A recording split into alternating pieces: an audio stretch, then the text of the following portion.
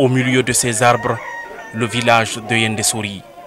Nous sommes dans la sous-préfecture de Kondiadou. Ici, la forêt sacrée garde encore tous ses mystères. Ce patrimoine matériel et immatériel est jalousement conservé par les anciens. La transmission de ces valeurs de génération en génération est une obligation morale pour tous.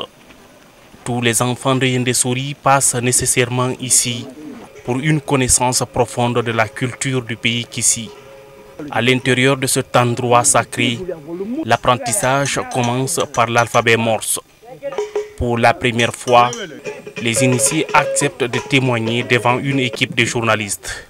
Les gens pensent que c'est une sorcellerie, que c'est une forêt secrète, mais c'est une forêt avant tout culturelle, une forêt d'éducation. J'ai voulu que ça soit rendu public, que la communauté nationale et internationale comprenne que c'est une école, c'est un centre d'éducation. 1. À l'endurance, 2. Au respect de l'aîné, 3. Au respect de Dieu, 4. Au respect du pouvoir. L'initié de la forêt sacrée est reconnu par sa discipline, par son comportement, par le respect des âges, par le respect du pouvoir et par le respect en soi-même, par sa propre considération. Le bois sacré est l'un des éléments essentiels des rituels initiatiques. C'est cet instrument qui permet de transmettre des messages dont seuls les initiés peuvent décoder les notes émises. Un élément de communication qui a valeur de pacte. Le bois sacré, il parle la langue de notre terroir. C'est l'alphabet morse. S'il m'appelle, je réponds. S'il appelle un autre, il répond. Mais il faut que tu sois initié. Le bois sacré n'est donné qu'à une famille pour le faire. Ce n'est pas les balafons, ce n'est pas le tam-tam ordinaire. Il y a un don pour le faire. Quand on le fait, ce n'est pas à vendre.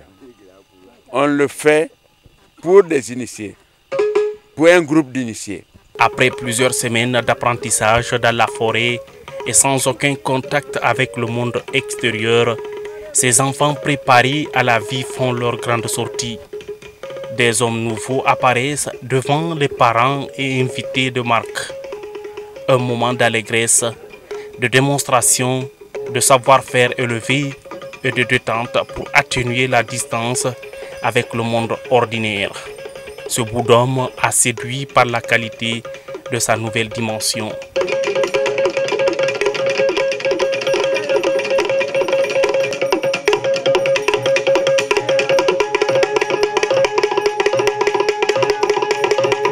Vous avez un jeune, le plus jeune, qui a compris et ils sont plus favorables. Ils ont la matière grise tellement totale, complète. Ils comprennent le bois sacré, plus que nous les adultes. Voilà, c'est l'exemple dont je suis fier. D'une génération à une autre, les valeurs et les principes de la forêt sacrée se perpétuent et résistent à toutes les étapes de la vie, et cela malgré le vent de la mondialisation. Des valeurs ancestrales sur lesquelles sont bâties la culture de toute une communauté sont gardées dans la tête et le cœur des âmes déterminées à ne pas trahir l'esprit des anciens.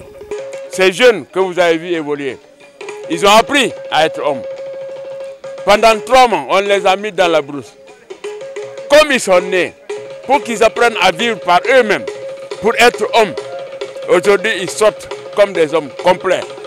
Après avoir vécu toutes les endurances, après avoir vécu la brousse, après avoir affronté je ne sais pas quoi, des serpents, des scorpions et de tout.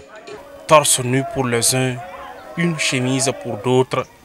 Chez les initiés, tout a un sens difficile à cerner. Cependant, le bois sculpté à main représente le nom qui a été donné à chacun d'entre eux dans la forêt. Des noms ésotériques qu'ils porteront pour toujours et évoquent leur être réel profond. Les familles accueillent et admirent les héros par des chansons, gestes à la gloire du courage, à leur honneur, de ceux qui ont réussi à surmonter toutes les épreuves de la forêt silencieuse et mystérieuse.